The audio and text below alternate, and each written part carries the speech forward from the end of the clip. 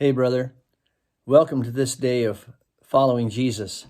And I want you to think about how Jesus met Levi, whose name is also Matthew.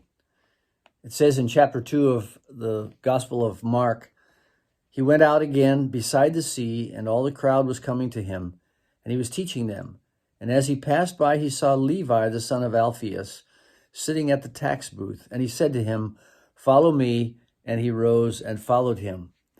And as he reclined at table in his house, many tax collectors and sinners were reclining with Jesus and his disciples. For there were many who followed him.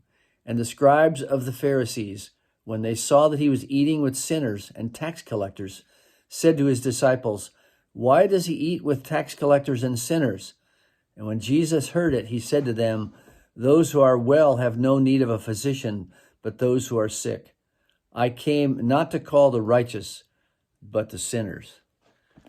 Now, many of us who have watched The Chosen have seen the rendition of who Levi or Matthew is, the tax collector, who's they portray him as somewhere along the autistic scale.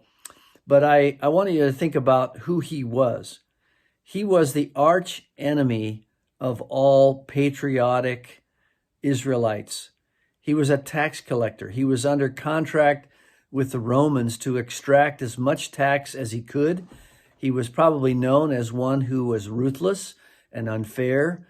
Nobody wanted the IRS on that day to come visit them, but Levi was that person. But he was also an enemy of the Pharisees and those who considered themselves righteous. I want you to think about who Levi was.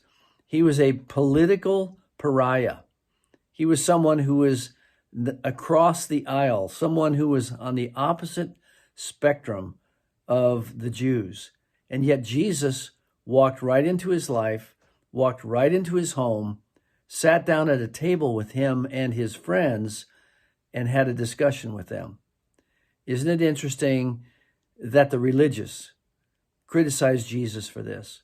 But how easy it is for us to criticize someone in our circle of friends who would dare have a discussion, or who would dare have a friend of someone who's across a political aisle, or someone who's across a moral aisle, someone who doesn't agree about something fundamental that is important to us.